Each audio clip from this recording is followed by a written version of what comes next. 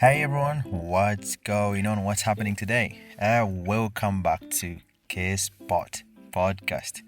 I'm your host Francis. Today, we're delving into a significant historic event that continues to shape Athens, the annual 17th November protests. We will look into the reasons behind these demonstrations and the historical context and why it's really best you should avoid the city center on this particular day. This, with more fresh and juicy updates, is what we're to be exploiting in this episode. So, get comfortable and let's dive into the details.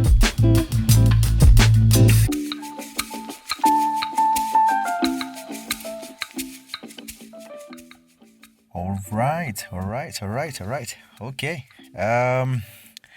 Well, yes, it's another beautiful episode, as I told you. Oh my God, how are you doing? How is everyone doing? How is the weekend and the week treated you? How is everyone doing since our last episode? I mean, it's been a busy weekend, and starting on Friday. So this Friday was really, really, really interesting. I got a chance to witness one of my, you know, I'm a, I won't say very big fan of boxing, but I love boxing. One of my favorite boxers, like on this age, is like Anthony Joshua. Anybody in the boxing world, you might be familiar with this guy. So, but this Friday, we had a chance to see one of the greatest of all time, the GOAT, as they called him, Mike Tyson, back in the ring, with his celebrity boxing match. It wasn't that like a professional or fighting for a title. He was him doing like fighting with Logan Paul. No, Logan, Jack Paul. They're brothers. they're all these YouTubers, but one of them like really pursued this career in boxing and is just making millions and millions and millions of money in these boxing matches. They try to fix them. So this one was like really a long time coming one. Like I had to stay up because this match in Greece was broadcast at 3 in the morning, to match the American time and all that stuff. I think in the US it was like around 8 in the evening, and for us it was like 3 in the morning. So, but because I wanted to watch the sport, I never got a chance to witness, like, let's say, Mike Tyson in his like at the peak of his career when he was knocking people out. I see the videos and clips back and forth, but I wasn't like there in the real time. I'm not that old, or I wasn't that old to know what was taking place back then. But got a chance to see this beast doing it again. He didn't win, but it was really fun. It's just entertainment. But it was really fun to watch him at his age of 58 years to be able to have that stamina of going 8 rounds and with always just recovering from all the surgeries, and it's rare. It's a rare quality to see. That's a spirit that you really, really find in a few athletes, which really explains to why they really, really rank in like in the top 1% of the high performers in their craft. But that was really good, and I really had to share with you. Those of you who watched the match, I'm pretty sure you also enjoyed that one. It wasn't like these other celebrity matches that happen too. They tend to happen, and you tend to see things like more boring. But anyway, it was a long time coming. They switched the day before, and then they moved the dates to November. I think it was supposed to happen in July or something around that period. If you remember, I think it was around the summertime. Yeah, but they moved it. and he couldn't be a better timing for that, and it really, really was good. Made my weekend. In a period where we are missing the Premier League, all the football fans can know that gap. Anyway, back home here, also the weekend was kind of busy. On November 17th, it was really very, it's one of those days, if you're Greek or if you've ever been in Greece, you know what happens on this day. It's one of the biggest days that, not, if you don't like chaos and all that stuff, it's safe to stay out of the center on this day. But it's a day with a very big significant events that happened. So it's basically the commemoration of these events where the country was kind of against the dictator who was the dictator.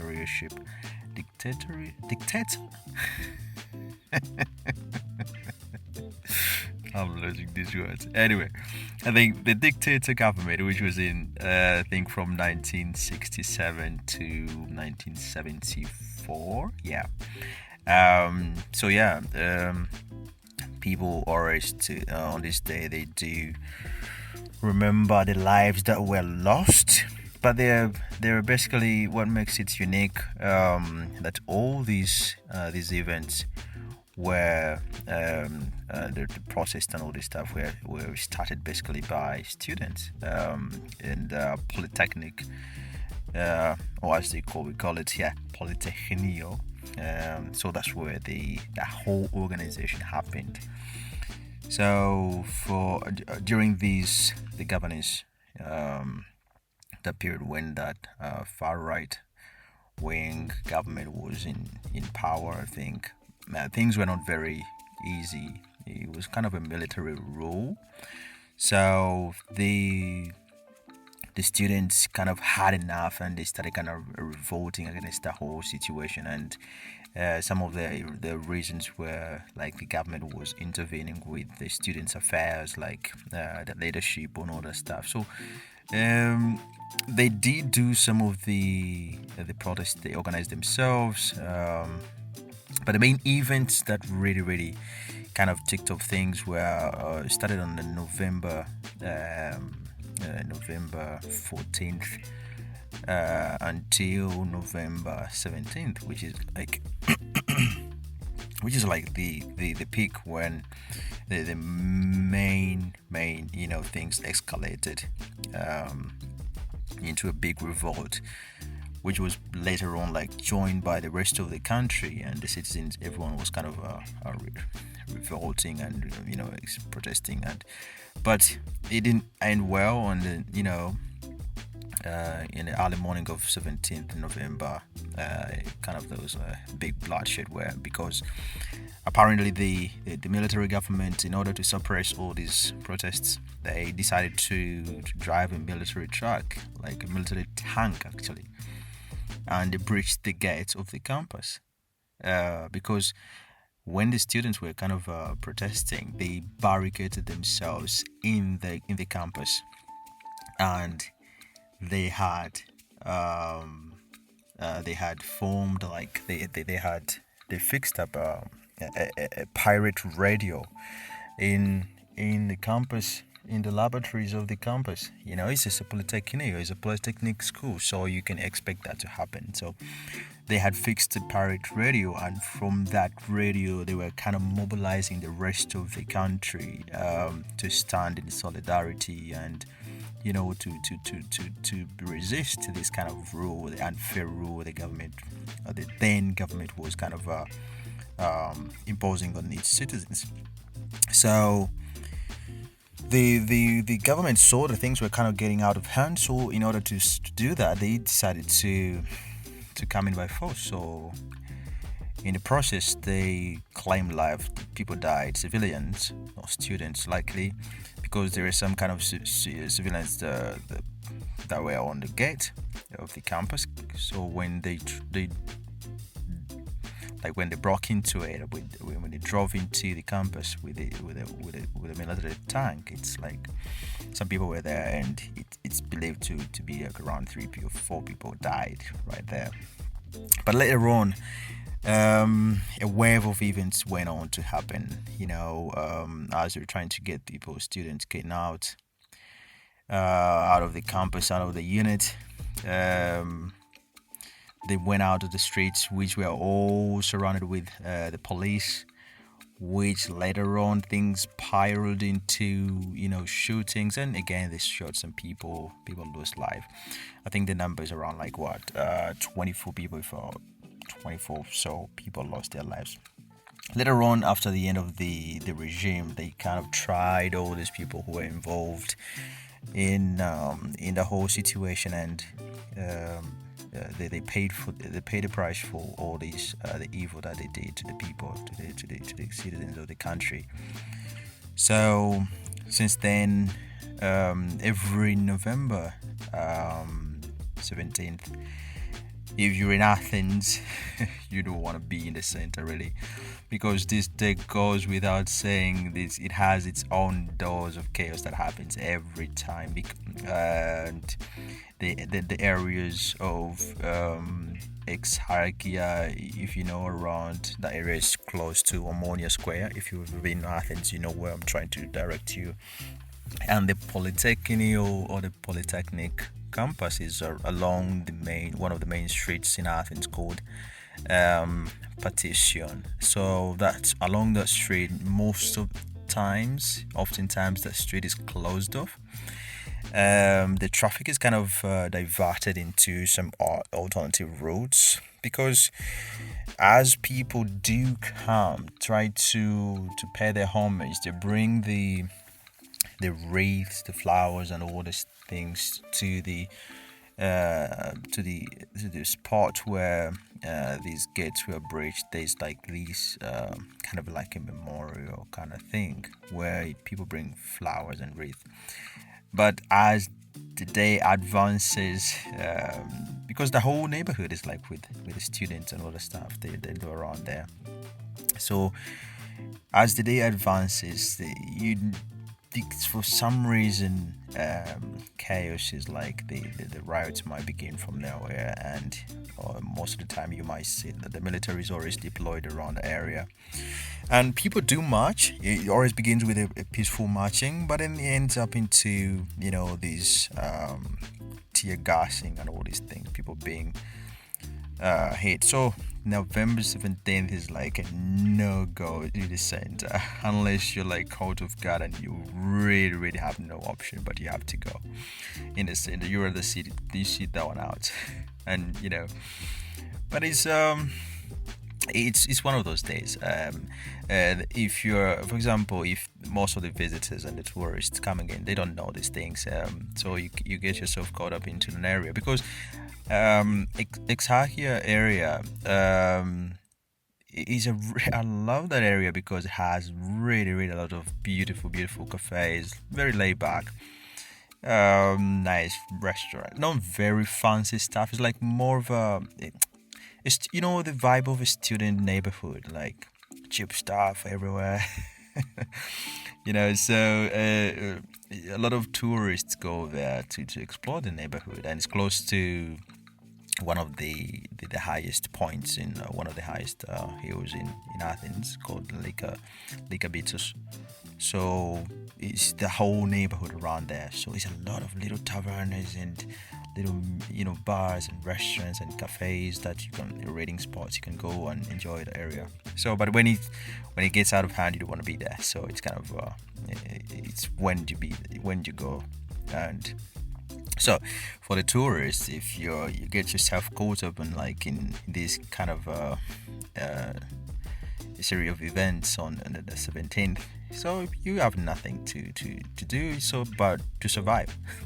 That's where your survival skills have to kick in. You have to play, remember those scout classes of surviving, and you have to employ those ones if you're getting caught up in this kind of situation when people are rioting. you get a test and some kind of tear gassing and sneezing and cry your eyes out. Yeah, so yeah, that was for like on Saturday, but it is it is one of those main things that took over the whole situation during the weekend.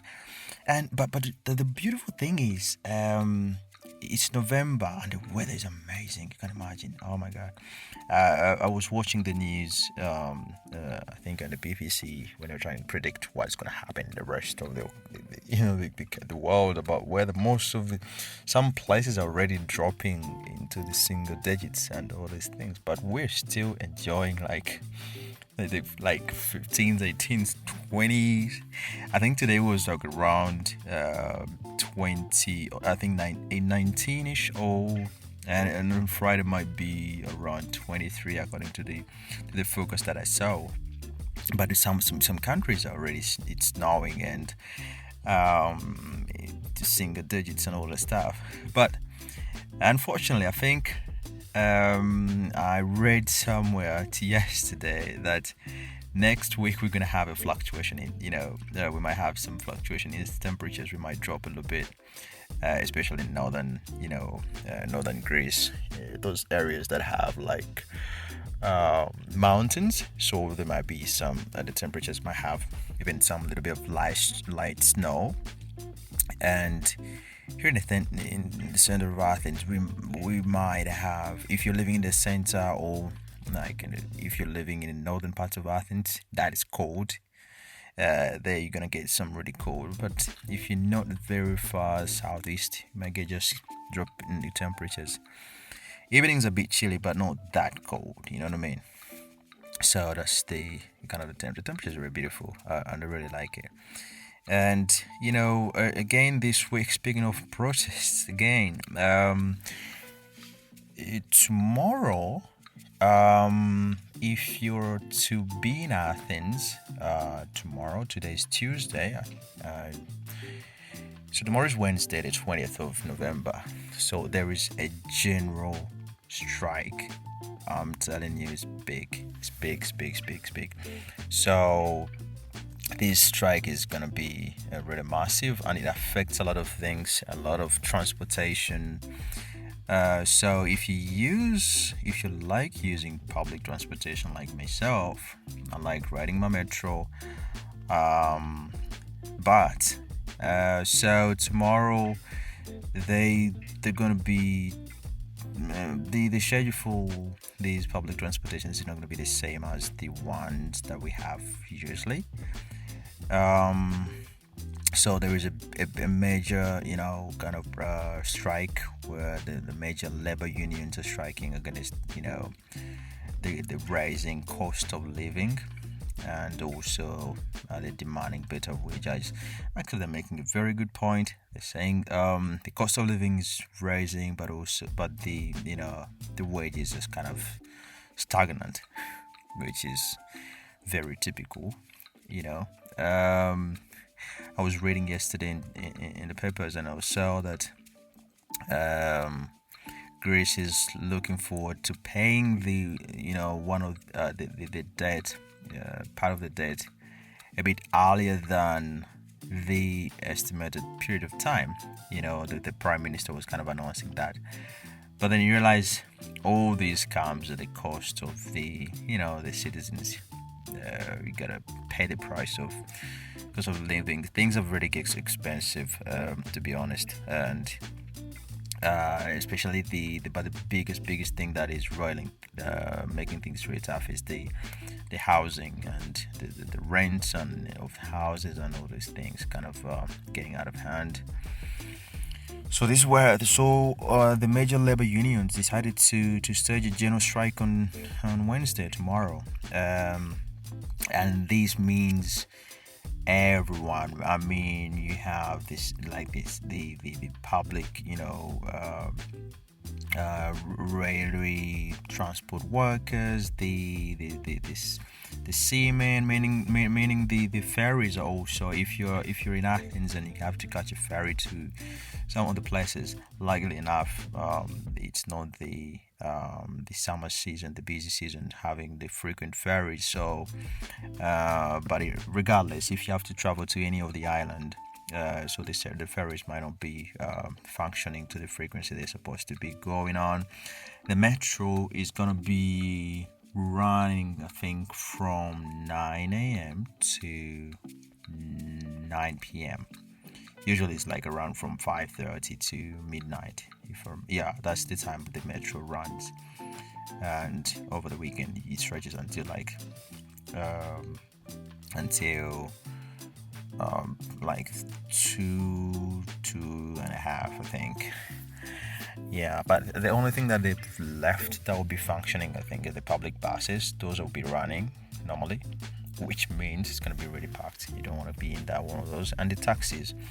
So you can get a taxi, but remember now that everyone who takes a metro in the early morning have to to fight for these taxis. So there's like this. You have to really plan ahead, plan your journeys accordingly, because you might be if you're calculating your arrival times, you have to really have some allowance of delays, because the schedules are not going to be running as frequent or as the normal times. So that is one of the things that's going to happen tomorrow on Wednesday. So be ready for that one. Now, in the travel news, basically, that also, I think, counts as travel news. I always like to, to as I told you, like to keep you up to date when it comes to all areas. Now, here's one interesting thing that I read. One thing that's gonna happen. There is a company that is trying to get into seaplanes, and I really think that is a very great idea, when considering that, like, the number of islands that Greece has. Having seaplanes as an option to, it's not an option, but as another alternative when it comes to transportation between islands and all the stuff. So there is one. I think they did a test flight in a port called Elmioni.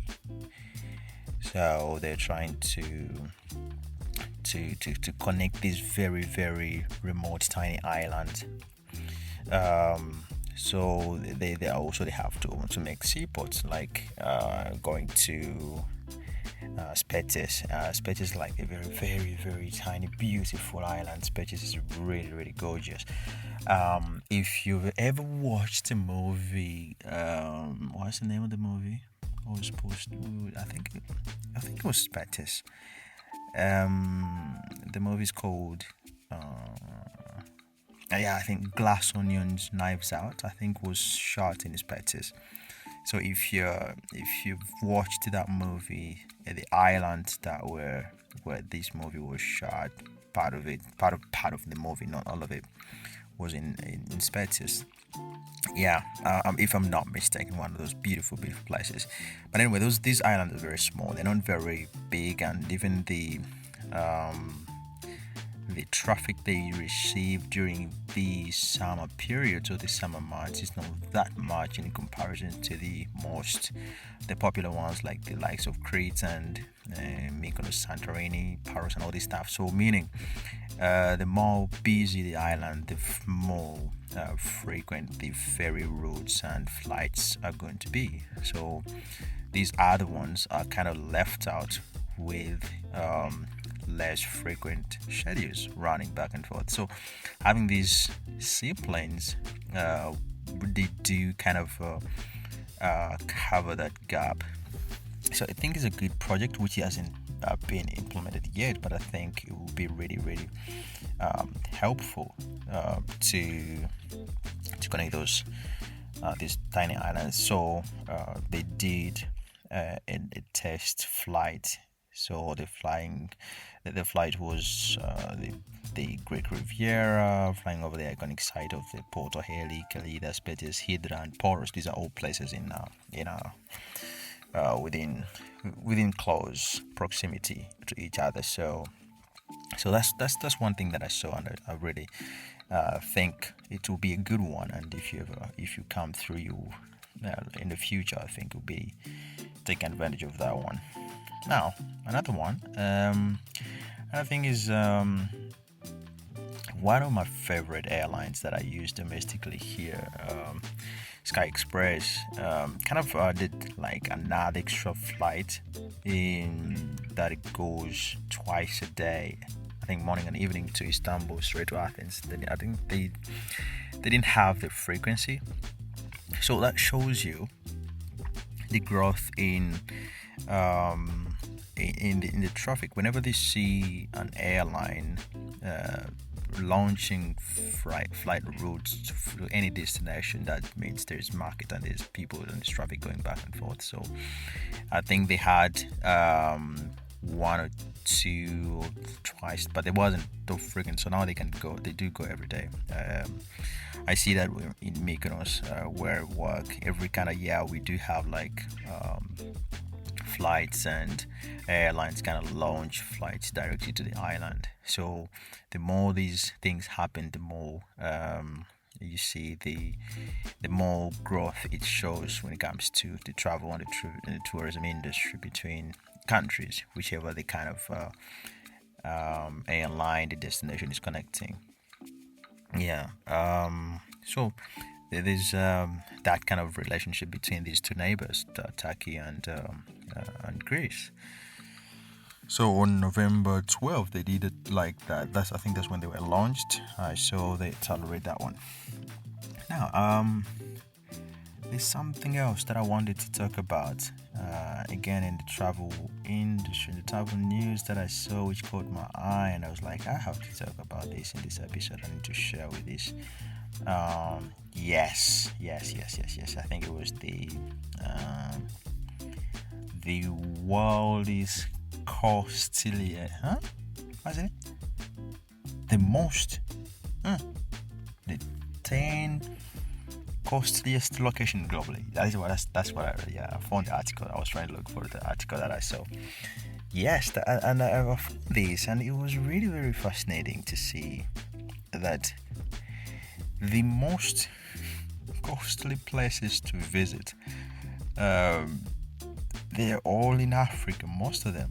They're like most of this. I think so. They're like the 10 most expensive places to visit around the world. And the average trip cost for each per square month. The number one, there is Djibouti, which is 28,594 dollars. Botswana, which is 18,000. Antarctica in the third with 17,000. South Georgia and South Sandwich Islands with 17,000, Zimbabwe with 15, Central African Republic with 14,000, Tanzania with 14, South French territories and Antarctic lands with 14 grand, Namibia with 13 grand, and Kenya with 13 grand. So these, and the article went on to say, Africa remains most expensive destination for more than 15 years running now. Nearly half of the most expensive trips, they're all down there. And this is just my opinion, like literally. Why would, and Africa really has much to offer, really has so much to offer in terms of tourism. And most of the people that have to travel have been there. You can bear me witness. There's so much to give, but why wouldn't the governments and the African governments and states really focus on finding a way to cut down on the the costs and making deals with travel companies, and setting up things that make it really easy, to to to attract more tourism from the Western world. Because I think uh, it's always that little barrier that one thinks about. Okay, I want to go there, but I'm gonna need to spend a fortune to go down there. But if you put up incentives and make it easy for people to come through, have promotions and all that stuff. I don't know. My little, mind is kind of. I think. I don't know really. I don't know, but I think they have to do more to market their place, because also beyond making these deals and promotions, but also promoting the place and attract people. You see these like, for example, Greece does a really great job in its limitedness of resources and all the stuff they try to push. The place. It's very interesting. The destinations and all the stuff. But if one writes an article like that at 15 years in a row, it's the same issue. So something must be, neglected, or something must be going wrong. Anyway, that's my little humble opinion. I think the African states and countries, they need to really do better in trying to promote these destinations and countries, and finding a way to make deals and incentives to attract a lot of people and travelers, so that it can the world gets to enjoy also the beauty that the continent has to offer. That's my take on that one. And also on Thursday, to wrap it up, is a World Philosophy Day.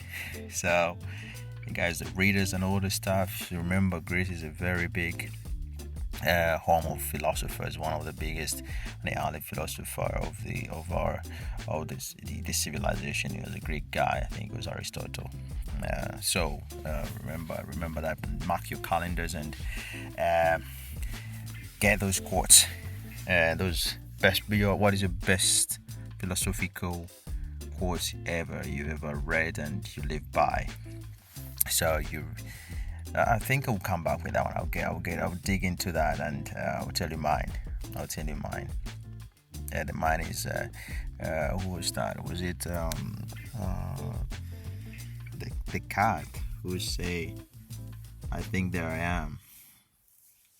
Yeah, I like philosophy, really. I do. Though I have a very small brain, but I try to contemplate those things. I like things to ponder about, those questions. The people are deep thinkers, and I'm gonna make an episode about this. Really, yeah. I can't dive into it right now. I'm tired. Anyway, so I think that's good for the updates for today, and really, I think you find this helpful.